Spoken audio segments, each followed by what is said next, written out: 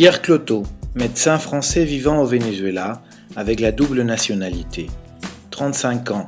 Il est spécialisé en maladies tropicales et vit avec sa famille en travaillant avec les Indiens Pemón et les populations démunies à Santa Elena de Guairén, au sud du Venezuela, dans une région amazonienne à la frontière du Brésil. Il a à sa charge l'équivalent de 3 départements français, peuplés d'environ 3000 Indiens Pemón et de quelques centaines de chercheurs d'or et de diamants. Il est le seul devant des milliers de cas de paludisme, de leishmaniose et tuberculose, sans compter les blessures diverses et les accouchements difficiles. Pierre Cloteau a passé son enfance parmi les Indiens de cette région. Sa mère est métisse amérindienne.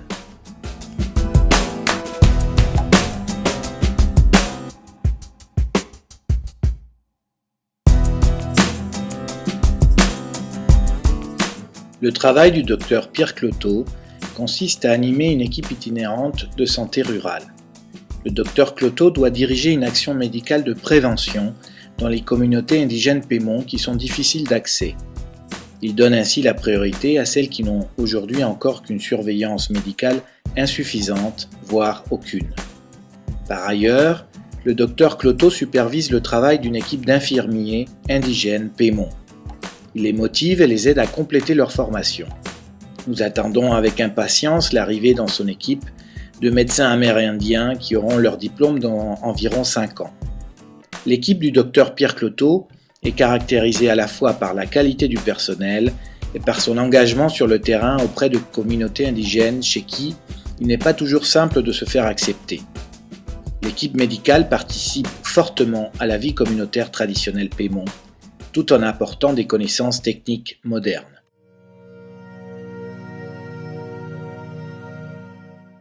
Le docteur Pierre Cloteau est en principe salarié par l'État vénézuélien, mais cela reste assez symbolique. 500 € par mois et il a à sa charge une voiture 4x4 qui lui appartient. Il manque de tout, médicaments, vaccins, instruments de chirurgie légère, moyens de transport, mais également d'un laboratoire biologique d'analyse et de diagnostic rapide. Il avait lui-même mis en place un laboratoire d'analyse biologique en microbiologie, paludisme, leishmaniose, tuberculose, etc., au sein de la communauté indigène et minière de Parcupik. Mais ce laboratoire a été détruit lors d'une opération militaire dirigée contre les mines d'or et de diamants. L'association La Milagrosa aurait donc besoin de reconstruire ce laboratoire, qui permettrait par ailleurs de mener à bien des recherches sur les ressources biochimiques et biologiques de la flore locale extrêmement riche. Ce laboratoire permettrait ainsi de mener des premières recherches éliminatoires sur des substances biochimiques dirigées vers la conception de nouveaux médicaments.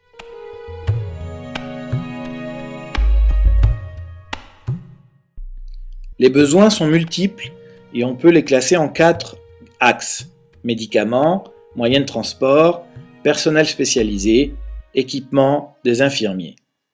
Concernant les médicaments, en priorité, des déparasitants, des antipyrétiques, des antibiotiques, des analgésiques, des antidiabétiques et des antidépresseurs entre autres. Concernant les moyens de transport, le docteur Pierre Cloteau ne dispose pas de transport adapté à sa fonction. Il est obligé d'utiliser son propre véhicule qui ne va pas durer longtemps. Il lui faudrait donc une Jeep, un moteur hors-bord 30 chevaux, un bateau de 20 pieds en aluminium ou de canoë Kouriara de 12 mètres. Le docteur Cloteau étant pilote ULM, un delta motorisé lui serait extrêmement utile. Le personnel spécialisé. Le docteur Pierre Cloteau a besoin de recruter un microbiologiste indigène afin de réaliser de manière permanente des analyses biologiques d'urgence. De plus, il a besoin de formation du personnel local, de mise en place d'ateliers de formation en obstétrique, ostéopathie, kinésithérapie, herboristerie, de mettre en place ainsi également des stages en milieu tropical pour des sages-femmes, des ostéopathes, des kinésithérapeutes, des infirmiers, des médecins, des secouristes vénézuéliens ou étrangers. Concernant l'équipement des infirmiers, une aide financière modeste afin de rémunérer les infirmiers indigènes déjà en poste, sous forme par exemple d'aide pour conditions difficiles. Il faudrait également assurer le financement de bourses d'études qui permettraient à ce personnel indigène de compléter ses études secondaires et de continuer un cursus d'infirmier afin qu'ils puissent puiser et trouver de l'aide dans la science traditionnelle de leurs ancêtres, sans oublier les techniques modernes, en particulier en herboristerie. L'embauche de 4 infirmiers locaux indigènes est nécessaire pour assurer une meilleure assistance médicale. Salaire de 50 € par mois, par exemple, et de 5 sages-femmes indigènes avec le même salaire.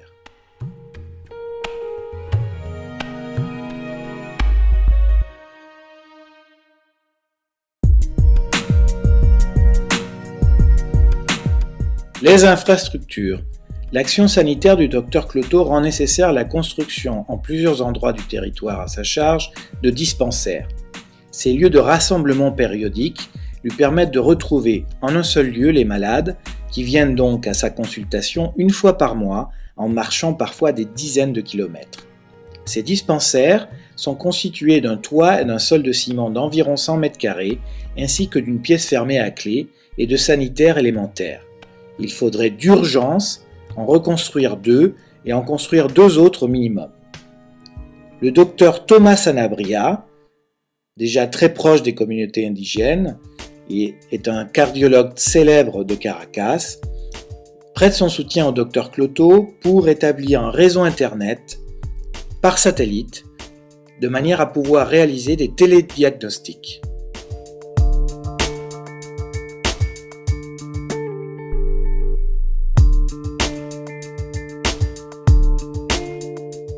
Médecin du Caroni, c'est aussi une vision.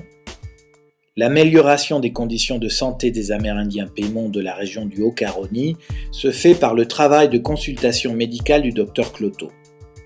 Il profite également d'un échange entre lui et les quelques chamans traditionnels encore actifs de ces communautés. Le Dr Cloteau désire valoriser les connaissances vérifiées par la médecine moderne de ces médecines ancestrales. Le but étant d'aider à la réapparition des sagesses anciennes disparues avec l'arrivée des Blancs, sans pour autant que ces infirmiers et chamans perdent les bénéfices de la médecine moderne. Cette perspective est importante, car elle nous permettra d'améliorer les conditions sanitaires et de diminuer le taux de décès dû aux maladies tropicales, favorisant ainsi la libération des mentalités de la simple survie du lendemain.